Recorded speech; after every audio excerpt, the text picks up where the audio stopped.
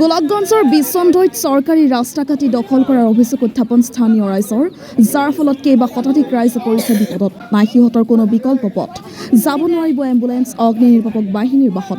উল্লেখ্য আছে গোলাপগঞ্জৰ বিশ্বন্ধৈ প্ৰথম খণ্ডৰ 1072 নং ডাকৰ ৰাস্তা নিজৰ বুলি দাবী কৰি নাজিমুদ্দিন, মহিউদ্দিন, জহিৰুদ্দিন আৰু আবুল কালামে ৰাস্তাৰ আধা অংশ কাটি পেলায়, যাৰ ফলত এই ৰাস্তাৰে অহা যোৱা কৰা ৰাইজে যাতায়াতৰ নামত জমৰ যন্ত্ৰণা ভোগ কৰি আহিছে। উপায়বিহীন হৈ ৰাইজে গোলাপগঞ্জ থানাত এজাহাৰ দাখিল কৰিছে। টামাৰহাটৰ পৰা আশ্ৰাফুল আলমৰ report, North East Frontier news.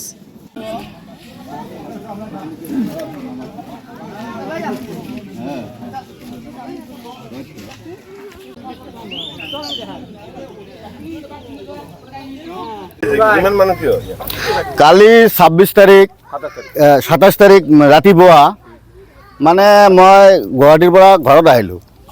আহি কেনে আমি চাই আছোঁ যে এই ৰাস্তাখন মানে বেলেগ মানুহে কাটি দিলে। এই জহুৰুদ্দিন, মহিউদ্দিন আৰু নাজিমুদ্দিন এইজন মানুহে ৰাস্তাটো কাটি দিলে। এই বহুত দিন, মোৰ বয়স আজি ধৰক 51 বছৰ। 51 বছৰৰ আগৰ পৰা এই ৰাস্তাটো মই দেখি আছোঁ, কিন্তু সরকারি রাস্তা হয়। এইটো সরকারি রাস্তা নিয়ম মতে 13 ফুট জায়গা, 13 ফুট আছে। টপ 13 ফুট আছে, আমার কাছে নথিপত্র আছে। কিন্তু এই রাস্তাখিনি কিয় কাটি দিলে? আর এওঁলোকে এই রাস্তা কাটার পিছত এওঁলোকে হাঙৰ দি দিলে। এই হাঙৰখন মানুহৰ এই যে চাওক কিমান গাড়ী ইয়াত ৰখি আছে, গাড়ী আহিব নোৱাৰে, স্কুলৰ ছাত্ৰ আহিব নোৱাৰে, এম্বুলেন্স এটা আহিব নোৱাৰে। এটা যদি ঘৰত কোনোবা ঘৰত যদি জুই লাগি যায়, ফায়াৰ ব্ৰিগেড এটা আহিব নোৱাৰে।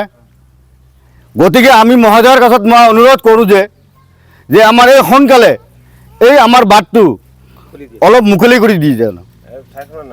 আমাৰ ঠাইখনৰ নাম হ'ল বিশ্বন্ধৈ পাৰ্ট 1, ঝাকুৱাটাৰী।